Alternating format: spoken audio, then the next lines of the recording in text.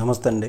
ఇప్పుడు మాజీ ముఖ్యమంత్రి వైసీపీ అధినేత వైఎస్ జగన్మోహన్ రెడ్డి గారు తాజాగా జరిగినటువంటి ఈ స్థానిక ఉప ఎన్నికలు ఫలితాలను బట్టి ఆయన ఇప్పుడు ఫుల్ జోష్లో ఉన్నారు, సంభ్రమాశ్చర్యాలతో ఉన్నారని చెప్పవచ్చు. అయితే అధికారంలో ఎవరుంటే వారికే స్థానిక సంస్థల ఎన్నికలు కావచ్చు, అలాగే స్థానిక ఉప ఎన్నికల్లో కావచ్చు విజయం వారికే వరిస్తుంది.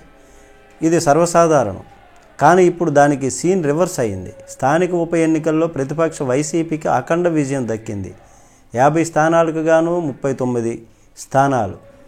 అంటే కడప జడ్పీతో పాటుగా, జడ్పీ చైర్మన్తో పాటుగా వివిధ ఎంపీపీలు, అలాగే వైస్ ఎంపీపీలు, ఇట్లాగా ప్రస్తుతం ఈ ఏపీలో కూటమి ప్రభుత్వం పైన వ్యతిరేకత కొంత మేరకైతే ఉంది అని చెప్పవచ్చు. ఇది ఒక ప్రధానమైనటువంటి కారణం అని చెప్పవచ్చు. అయితే వైసీపీ నేత జగన్మోహన్ రెడ్డి ఎక్స్ వేదికగా కార్యకర్తలను, నాయకులను అభినందించారు.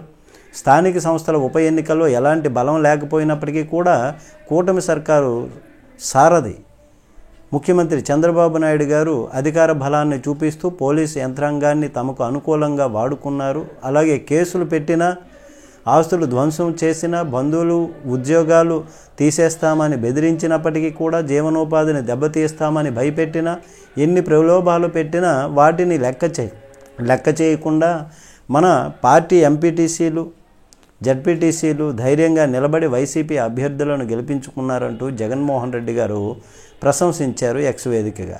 అయితే విలువలకు, విశ్వసనీయతకు పట్టం గట్టి ప్రజాస్వామ్య స్ఫూర్తిని నిలబెట్టినటువంటి వైఎస్ఆర్సీపీ ఎంపీటీసీలు, జడ్పీటీసీలు నాయకుల్ని చూసి గర్వపడుతున్నానంటూ జగన్మోహన్ రెడ్డి ట్వీట్ చేశారు. క్లిష్ట సమయంలో మీరు చూపించినటువంటి ధైర్యం మరింత ఉత్తేజాన్ని ఇచ్చిందంటూ జగన్ తెలిపారు.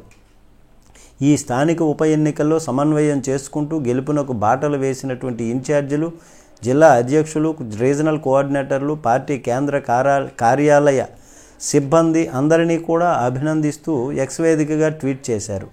ఈ విజయాన్ని ఇలానే కంటిన్యూ చేస్తూ ఇదే జోష్తో పార్టీకి సంబంధించి దిశ పార్టీకి సంబంధించి గ్రౌండ్ లెవెల్లో కార్యకర్తల్ని ఉత్తేజపరిచి యాక్టివ్లోకి తీసుకొచ్చే కార్యక్రమం జగన్మోహన్ రెడ్డి గారు చేస్తారా ఏంటా అన్నది చూడాలి. నమస్తే.